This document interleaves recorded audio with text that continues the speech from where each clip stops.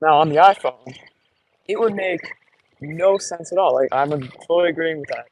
There's no sense at all to remove millimeter wave. They were the first to really push the having all kinds of bands to connect to, because a lot of the earlier brands that introduced 5G devices, they made like the specific, like special ultra wideband model you had with the OnePlus 8. You know, you had to get a specific Verizon model with the Verizon tramp stamp if you wanted to use their 5G, right?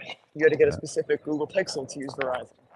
And now, even today, you have to pay more for a Google Pixel if you want it through Verizon. The point is, Apple decided, hey, we want it standard across all models to have all the networking that you'd ever want. And now today, you've got your prepaid carriers selling the iPhone 12 for $100 when you switch, or like $149 on upgrade. Those are gonna still support all the bands. It's gonna do all the beams, right? It's gonna do everything. I think it's So in Moose- Apple's best interest to keep millimeter wave on the iPhones. Right. Well, From of a course. user experience standpoint, it is 100% in their interest to keep that technology in the iPhone. I agree. I mean, if they plan on servicing the Super Bowl, yeah. If they plan on servicing the NBA Finals, yeah. If you live in a densely packed urban area that has the millimeter wave, if you live in a densely packed urban area with it, and let's say you upgrade from like a 13 Pro to a 16, and all of a sudden you don't have millimeter wave, you'd be pissed about that. Well, I mean, even if you don't live there, if you travel to a place that's got millimeter wave, which a lot of people travel, for example, to the Super Bowl or to the event that was in Las Vegas that just happened a few months ago, there are places that have this stuff at scale, and it makes zero sense to take that ability away from them. I mean, if they want to continue to service their customer, it doesn't make any sense. But again, the iPad does not travel to those places for most people. We're talking about an iPad. Hold on a second. Hold on, Max. Hold on 1 second. I have to ask Moose this. Moose, this is important. Your response to this is very important. You're telling me it is more likely that the iPhone 16 doesn't have millimeter wave, or is it more likely that it does have millimeter wave support? It's more likely that Apple is going to make a business decision to consolidate into just one model this next year. Because on Mac Rumors, September 13th, 2023, title, iPhone 15 millimeter wave 5G remains limited to US models. Even though Australia, China, Japan, and Singapore have deployed millimeter wave. So, we're going to refer back to this podcast, ladies and gentlemen, on September 22nd, okay? We're going to, or actually not even the 22nd, the launch day, the announcement will most likely be the 10th, okay? September 10th. That day, we're going to literally verbatim play it. I'm going to ask Chacha to play this. And I hope everybody hears the same people, everybody's here, because if it comes to pass that it's a business decision, I don't want anybody to be surprised by it, right? We're all talking about it right now. And by the way, EM and B are talking about it from a network enthusiast point of view. I am reading the tea leaves. I'm talking about it from a customer experience. From a customer experience standpoint. Nobody cares about the customer experience when literally millions of people like zombies are going to buy this phone. You guys both know that 90% market share in the United States is iPhone. Hold on, Moose. You tell me what world the iPhone 16 won't work at the Super Bowl, but the iPhone 15 will. Explain that to me, please. Yeah, you also have to keep in mind, Moose, that in those countries that you listed, they have significantly more mid-band holdings and licenses available than we do here in the US.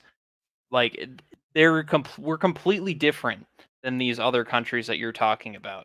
Like, there's a reason millimeter wave was emphasized in the US and why it's continued to be supported by so many OEMs in the US. It's because it's needed for high density environments at this point.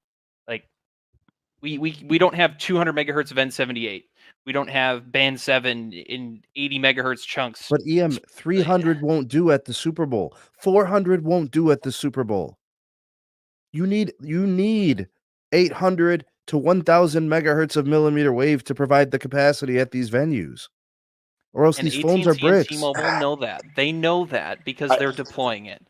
Yeah, I think they're going to get rid of the millimeter wave on the base model only. That's my prediction. So you could write that down in the history books. Really, I don't think they're going to get rid of it at all. Like, they kept it there, and it's only going to become more important. Even I gotta ask when you, it's Ian, are slowing you in the tropical rainforest, bro? Someone's skunk aping, bro. That Oh is no, that's not me. That's No, that's Max. me. I'm outside riding my bike, trying to Bro, fill in bro, my fitness ring. Bro, are you being chased down by like a lemur or something? No, I'm being chased down by Marcelo. Skunk ape cometh, bro. Been saying too many bad things about him. I'm on the run. And instead of proclaiming doom and gloom, why don't we just Go back to ask selling your the mom's other two clothes. carriers? Why don't we just ask the other two carriers to take their hand out of their pockets and start building millimeter wave at scale? Now I know EM said that they already are, and that's great, but perhaps they should talk about that a little bit more. Because if it wasn't a technology that was important, they wouldn't be building it all first and foremost. But we know that it is. Again, Yeah, that's the reason why I said what I said in regards to the Super Bowl and all these different events. The data's there. The customers are using their phones in these venues. We don't need less spectrum. We need more. The iPad, however, that would mean that T-Mobile and AT&T have to admit to being wrong about something. well, okay, we'll do it quickly and then move on. Verizon did it. Everybody said Verizon was wrong. They pivoted. They move on. I mean, it is what it is. Here's the thing. Okay, this is why I keep saying that you guys are completely missing the plot here. What is going to happen if the bakery, and I said this prior to the podcast today, if Chacha's Bakery is spending a lot of money on something that very few people have access to? That's not true. No. This is a business decision. So, Chacha, what we talked about earlier today, if the bakery was spending significant amounts of money to put a product out there that very few people actually can use, would you stock it? Okay, but this is where I'm going to push back, Moose. Super Bowls, concerts, seat tens of thousands. They, specifically when it comes to big cities, we're talking about cities that have 2, 4, 8, 10 million folks. How are you going to tell me that those places where they build millimeter wave don't have a lot of customers having access to it?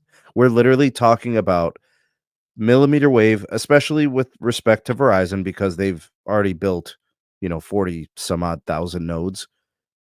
We're talking about cities that have millions of people, Moose. So there are millions of people connecting to millimeter wave. Millions, not thousands, millions. Nobody's saying we need to put millimeter wave out in the cornfield, Ohio. But we're talking about it being a necessary asset in the toolbox. When I went across that study last year, the perfect spot, the perfect combination for 5G networking is a dense midband network with millimeter wave to offload as much as possible. It must be an integrated portion of those network solutions. There is going to come a point where the midband channels, they will be brought to their knees